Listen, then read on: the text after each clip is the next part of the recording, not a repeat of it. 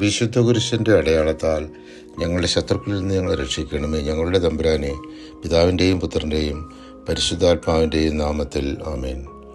മോശ ഇസ്രായേൽ ജനതയെ വീണ്ടും ഓർമ്മിപ്പിച്ചു. കർത്താവ് നിങ്ങളെ സ്നേഹിക്കുകയും നിങ്ങളുടെ പിതാക്കന്മാരോട് ചെയ്ത ശപഥം പാലിക്കുകയും ചെയ്യുന്നതുകൊണ്ടാണ് തൻ്റെ ശക്തമായ കരത്താൽ നിങ്ങളെ പുറത്തു കൊണ്ടുവന്നതും ഈജിപ്തിലെ രാജാവായ ഫറവോയുടെ കയ്യിൽ നിന്ന്, അടിമത്തത്തിൻ്റെ ഭവനത്തിൽ നിന്ന് നിങ്ങളെ രക്ഷിച്ചതും.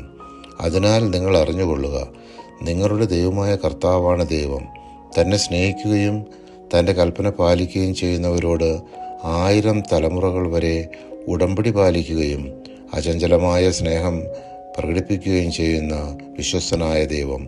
നിയമാവർത്തനം 7-ാം അധ്യായം 8-9 തിരുവചനങ്ങൾ. എന്നാൽ പ്രലോഭനങ്ങളിൽ അകപ്പെട്ട് അവർ ദൈവമായ കർത്താവിനെ വിസ്മരിക്കുകയും മറ്റു ദേവന്മാരുടെ പുറകെ പോയി അവരെ സേവിക്കുകയും ആരാധിക്കുകയും ചെയ്താൽ അവർ നശിച്ചു പോകുമെന്ന് മോശ അവർക്ക് മുന്നറിയിപ്പ് നൽകി. കർത്താവിൻ്റെ ശത്രുക്കളെ തോൽപ്പിക്കാൻ അവിടുന്ന് ദഹിപ്പിക്കുന്ന അഗ്നിയായി അവർക്ക് മുമ്പേ പോകുമെന്നും വിജയം കർത്താവിൻ്റെ ദാനമാണെന്നും മോശ അവരെ അറിയിച്ചു.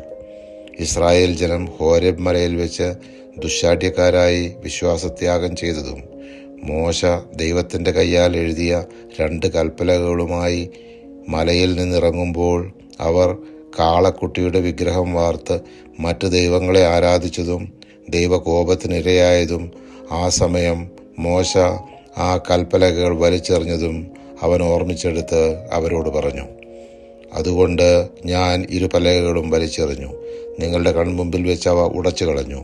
അനന്തരം മുൻപത്തേതുപോലെ 40 പകലും 40 രാവും ഞാൻ കർത്താവിൻ്റെ മുമ്പിൽ പ്രണമിച്ച് കിടന്നു.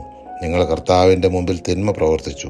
പാപം ചെയ്ത് അവിടുത്തെ കുപിതനാക്കിയതിനാൽ ഞാൻ തിന്നുകയോ കുടിക്കുകയോ ചെയ്തില്ല. എന്തെന്നാൽ നിങ്ങളെ നിശേഷം നശിപ്പിക്കത്തക്ക വിധത്തിൽ നിങ്ങൾക്കെതിരെ തീവ്രമായ കോപത്താൽ കർത്താവ് ജ്വലിക്കുകയായിരുന്നു. അതിനാൽ എനിക്ക് ഭയമായിരുന്നു. എന്നിട്ടും കർത്താവ് എൻ്റെ പ്രാർത്ഥന കേട്ടു. നിയമാവർത്തനം 9-ാം അധ്യായം 17 മുതൽ 19 വരെയുള്ള തിരുവചനങ്ങൾ. പരിശുദ്ധാത്മാവെ, തിരുവചനത്തിൻ്റെ അനന്തശക്തിയാൽ ആത്മാവിൻ്റെ ദാനങ്ങളും ഫലങ്ങളും നൽകി തീക്ഷ്ണതയാൽ ഞങ്ങളെ ജ്വലിപ്പിക്കണമേ. ആമേൻ.